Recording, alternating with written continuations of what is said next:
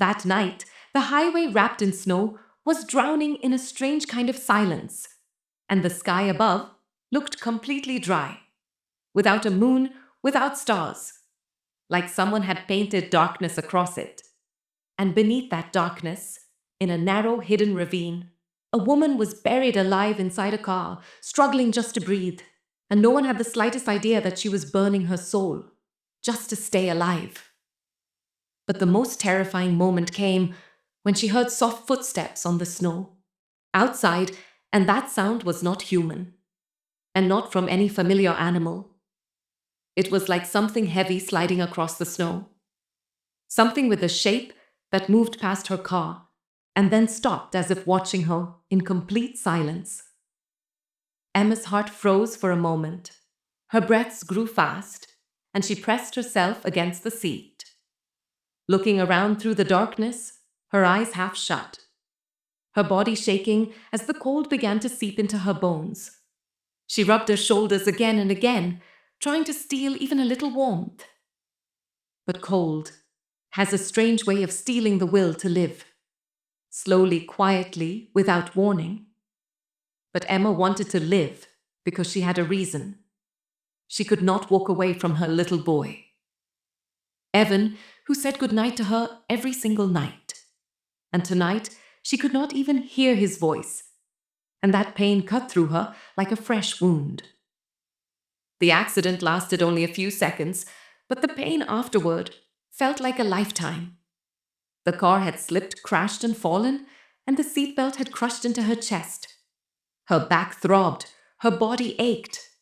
But the worst pain was looking around and realizing she was trapped in frozen darkness. She tried the first door, but it did not move. Snow had locked her in. The second door was jammed. The back doors were buried, and the windshield was coated with a thick layer of ice, showing nothing but white. She grabbed her phone, turned the screen on, and saw nothing. No signal, not even a single bar. She held the phone up in every corner of the car. But the world had disconnected from her. She felt like she had been sealed inside a steel box, sinking deeper and deeper into cold silence. The first day was just fear, cold and rising panic. She kept telling herself, maybe someone would stop, maybe a patrol car would pass, maybe a truck driver would notice. But the highway above was hidden far away, and the car was tucked out of sight, like the earth itself had swallowed. Her snow kept falling and covering every trace of her existence. Night grew deeper, and the temperature inside the car dropped, like a slow-moving blade cutting through her body. She tried the ignition. The engine coughed once and fell silent. Fuel low, battery dying. Hope fading, she cupped her hands over her face, trying to steady her breath, but the air itself felt thick with the smoke of her fear. The second day, she pulled a thin emergency blanket from under the seat. She always kept it there, but in a night like this, it felt like tissue paper. She wrapped it around her chest, brought her knees to her stomach, trying to trap whatever warmth she could. But the cold was merciless, slipping through every layer, like it had a mind of its own, searching, reaching, claiming. Her thirst grew. She had only half a bottle of water left. She drank a tiny sip and saved the rest, but she knew it would not last long.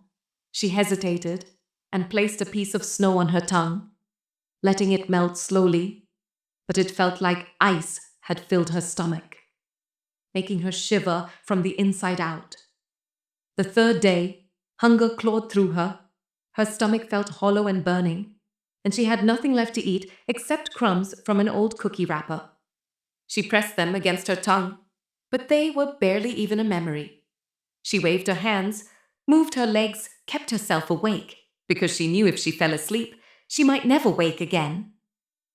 Sometimes the silence outside felt heavy, like something living inside it, and she heard that strange sliding sound again, as if someone or something was circling her car, breathing near the windows, fading, coming back, fading again. She pressed her ear to the door, but all she heard was that soft drag across the snow, telling her she was not alone, even though she wished she was. The fourth day, her strength began to die. Her breath came in short, uneven waves. Her lips cracked. Her fingers grew stiff. Snow was crawling into her clothes, stealing more heat than she could produce. But in her heart, there was still one spark. The memory of Evan's smile. She cried quietly, and the warmth of her tears for a moment made her feel alive before freezing into the night air. The fifth day, she drifted between consciousness and dreams, sometimes hearing her mother's voice, sometimes hearing Evan calling her, sometimes hearing that unknown sound outside. Again, she could not tell what was real, what was memory, and what was fear. Twisting itself into shapes in her mind, she thought she saw something move near her feet, but she could not tell if it was her imagination or the flicker of the snow. She was losing her breath, losing her warmth. But she still had her reason. Her boy,